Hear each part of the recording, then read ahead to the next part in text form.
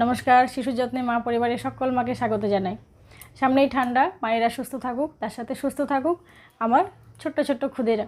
ঠান্ডা লেগে যাওয়ার ফলে গলায় বুকে কি হয়, ঘর ঘর করে শব্দ হয়।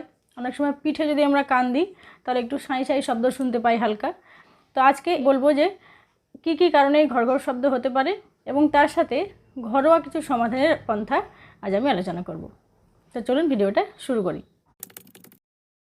প্রথমেই বলবো এই ঠান্ডাতে একদম 0 থেকে 6 মাস বয়স পর্যন্ত আমার যেসব খুদে আছে তাদের কিন্তু খুব সাবধানে রাখতে হবে যেন ঠান্ডা লেগে না যায়।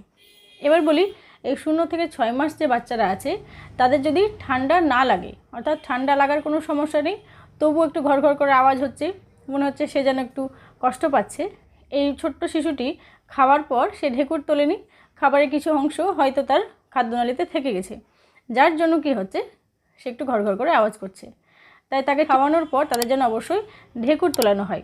যদি ঢেকুর সে না তোলে তাহলে তাকে চেষ্টা করব আমি সঠিক পন্থায় ঢেকুর তোলানো। কীভাবে ঢেকুর তুলবেন সেটা নিয়ে আমার অলরেডি একটা ভিডিও আপলোড করা আছে, একবার দেখে নেবেন। এবার বলি যখন ঠান্ডা লেগে ঘর ঘর আওয়াজটা হবে তখন কি করব। ছোট্ট বাবুদের ঠান্ডা লাগলে এ তো বললাম যেটা খুবই সাধারণ যে ঘর ঘর করে আওয়াজ হবে, তার সাথে সাথে সে ঘ্যান ঘ্যান করবে, খেতে চাইবে না, একটু খিনখিনে হয়ে যাবে। দেখবেন আমাদেরও যখন ঠান্ডা লাগে তখন আমাদের একটু ভালো লাগে না, নাকে কথা হয়ে যায়, নাকের আওয়াজটা পাল্টে যায়। তো ঠিক সেরকমই তাদেরও তাই। তো আমরা যেমন সর্দিটা ঝেড়ে ফেলতে পারি বা কফের আকারে তুলে ফেলে দিতে পারি, সেরকম তারা তো পারে না। তার জন্য তাদের এই ঠান্ডায় কিন্তু আওয়াজটা একটু বেশি হয়। তাহলে সর্দি লাগালে কী হতে পারে, সামান্য সর্দিও যদি এই শ্বাসনালীতে থেকে যায় বা বুকে জমে যায় তখন কিন্তু এই বায়ুটা যাওয়া আসার পথে বাধা সৃষ্টি করে। কখনো বুকের দিকে একটু সাঁই সাঁই করে আওয়াজ পাওয়া যায় পিঠে কান দিলে। এবার বলবো আপনি এরকম আওয়াজ হলে কি করবেন। প্রথমেই বলি আপনার মাথায় একটা কথা ঢুকিয়ে রাখুন যে এই যে সমস্যাটা এটা খুব স্বাভাবিক। বায়ুর পথে যদি সামান্য কিছু মিউকাস থেকে থাকে তার থেকেই আওয়াজটা হতে পারে। তাই প্রথমেই আপনাকে আমি পরামর্শ দেব যে চিন্তা করবেন না, চিন্তা না করে খুব শান্ত মাথায় সেই সময় বাবুকে ট্রিট করুন। প্রথমে কি করব যে যদি দেখি একটু বড় বাবু তাদের নাকের সর্দিটা আছে, সে ফেলতে পারছে না, তাকে আমি নাকটা এভাবে চেপে পরিষ্কার করে দেওয়ার চেষ্টা করব। এটা তো খুব স্বাভাবিক, সব মায়েরা এটা জানে। কিন্তু যারা একদম ছোট তাদের নাকের সর্দি থাকলে কীভাবে পরিষ্কার করব। অনেক মা করেন কি আঙুল দিয়ে নাকের ভেতরে ঢুকিয়ে দেন, দিয়ে টেনে বের করার চেষ্টা করেন। এটা কিন্তু খুব মারাত্মক, কখনোই করবেন না। তার কারণ আপনার যে নখটা আছে সেটা যদি সামান্যতম বেরিয়ে থাকে বা যেটুকু শক্ত তাতেই কিন্তু বাবুর নাকে আঘাত লেগে রক্তে চলে আসতে পারে। অনেক মায়েরা সেফটি পিনের পেছন দিয়ে নাকটা পরিষ্কার করার চেষ্টা করেন, এটা কিন্তু খুবই মারাত্মক, কখনোই করবেন না। সেফটি পিন দিয়ে যখন পরিষ্কার করছেন আপনার হাতটা কেঁপে গেলে বিপদ ঘটাতে পারে।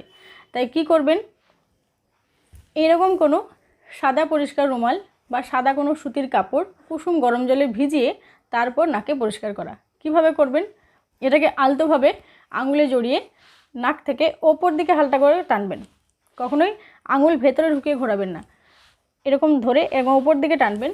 তাহলে কি হবে, এই সুতির কাপড়ের সাথে সর্দিটা লেগে সহজেই লম্বা হয়ে কিন্তু বেরিয়ে আসবে। তাতে কিন্তু আপনার বাবুর নাকটা পরিষ্কার হবে, তার শ্বাস নিতে সুবিধা হবে এবং এই ঘর ঘর আওয়াজটা আপনি শুনতে পাবেন না। আর কি করবেন, ডাক্তারবাবুর পরামর্শ মতো কোনো ড্রপ ব্যবহার করবেন। ন্যাজোবাইন ড্রপ ডাক্তারবাবুরা দিয়ে থাকেন, দিনে 1বার বা 2বার 1 ফোঁটা বা 2 ফোঁটা করে বয়স অনুপাতে। তাহলে তার নাকটা পরিষ্কার থাকবে এবং তার শ্বাসটা ঠিকঠাক যাওয়া আসা করলে কিন্তু মিউকাসগুলো বেরিয়ে যাবে এবং সে শ্বাস নিতে শান্তি পাবে। এখানে আরও একটা কথা বলে রাখি যে অনেক মায়েরা সর্ষের তেল বাবুর নাকের ভেতর দিয়ে দেন, এটাও কিন্তু খুব ক্ষতিকর। সর্ষের তেলে যে ঝাঁঝ, সেই ঝাঁঝটা যদি হঠাৎ করে সে এক ঝটকায় শ্বাসবায়ুটা নিতে যায় নাকটা জ্বালা করছে বলে, তাহলে কিন্তু সেই তেলটা শ্বাসনালীতে গিয়েও কোনো বিপদ ঘটাতে পারে। তাই সর্ষের তেল আপনি দিতে পারেন, খুব হালকা করে আলতো করে শুধু নাকের এই সামনেটা একটু লাগিয়ে দিলেন, কখনো টোপ ধরে ভেতরে দিয়ে দেবেন না। আর কি করতে পারেন, সর্ষের তেল হালকা কুসুম গরম করে 2 নাকের পাশটায় হয়ে একটু ডলে দিলে সেই গরমটাতে ওর নাকটায় কিন্তু অনেক আরাম পেতে পারে। কখনোই তেলটা বারবার বলছি নাকে ড্রপ করে দিয়ে দেবেন না। এবার কি বলি, এই সময় বাচ্চাকে কেমন খাবার দেবেন। সর্দি লেগে থাকলে অবশ্যই বাচ্চাকে তরল জাতীয় খাবার দিন, যাতে তার পায়খানাটা সহজে হয় এবং মলের সাথে তার সর্দিটা যেন বেরিয়ে যেতে পারে, তাহলে কিন্তু সে আরাম পাবে। যারা একটু বড় বাবু আছে তারা কি করতে পারে, আমরা করোনাকালে যেমন প্রায় সবাই করেছি, জলের ভাপ নিতে পারে, অর্থাৎ স্টিমটা ঢাকা দিয়ে যদি নেওয়া হয় তাহলে কিন্তু আমাদের শ্বাসনালীটা পরিষ্কার হয়ে যায়। 3-4 দিন পরেও দেখছি যে বাবুর সর্দিটা খুবই শক্ত হয়ে আছে, আঠালো সহজে বেরোচ্ছে না, তাহলে অবশ্যই ডাক্তারবাবুর পরামর্শ মতো কোনো কফ সিরাপ তাদেরকে আমরা দিতে পারি। তো এই ছিল ঠান্ডা লাগার সমস্যা। এবার আরও দুটো প্রবলেমের কথা বলি, যেটা হচ্ছে 1 নম্বর হচ্ছে ল্যারিঙ্গো ম্যালেশিয়া। ডাক্তারি ভাষায় বলা হয় ল্যারিঙ্গো ম্যালেশিয়া। আপনার বাচ্চার ঠান্ডা লেগে নেই, কিন্তু তবুও ঘর ঘর আওয়াজ হচ্ছে, একটু বাঁশির মতো পিপি করে আওয়াজ শুনতে পাচ্ছেন। অনেক সময় চিৎ করে শোয়ালে এটা হয়, কিন্তু বাবুকে কাত করে শুয়ে দেওয়ার পরেও যদি এই আওয়াজটা আপনি প্রায়ই পেতে থাকেন, তাহলে অবশ্যই ডাক্তারবাবুর পরামর্শ নিন। হতে পারে আপনার বাচ্চা ল্যারিঙ্গো ম্যালেশিয়ায় ভুগছে। আর একটা কথা বলি, যেটা হলো আপনার বাবুর ঠান্ডা লেগে নেই কিন্তু শুকনো কাশি আছে, সেটা হতে পারে ভোরের দিকে, হতে পারে সন্ধ্যার পর। এবং একটা জিনিস খেয়াল রাখবেন যে সুস্থ সন্তান আপনি খাইয়ে দিলেন, খাওয়ার পর সে শুয়ে আছে, শুয়ের মধ্যে হঠাৎ করে উঠে সে বমি করে দিল, একদম নাক মুখ দিয়ে বমি হয়ে গেল, কিন্তু বমিতে কোনো টক গন্ধ নেই, আর মাঝে মাঝে তার নাকের কাছে বা বুকের কাছে আপনি একটু আওয়াজ পান, তাহলে অবশ্যই ডাক্তারবাবু শরণাপন্ন হন। হতে পারে কিন্তু আপনার বাচ্চা হাঁপানিতে ভুগছে। তো ঠান্ডা লাগা থেকে বিভিন্ন যে আওয়াজ, সেগুলো নিয়ে আলোচনা করলাম, যে পন্থাগুলো বললাম, এতেও যদি বাবু আরাম না পায় তাহলে অবশ্যই ডাক্তারবাবুর কাছে যান। ভিডিওটি কেমন লাগলো আমাকে জানাবেন, যদি কাজে আসে অবশ্যই অন্যকে জানাতে ভিডিওটি শেয়ার করবেন আর লাইক কমেন্ট করবেন, পাশে থাকবেন। আবারও দেখা হবে। ধন্যবাদ।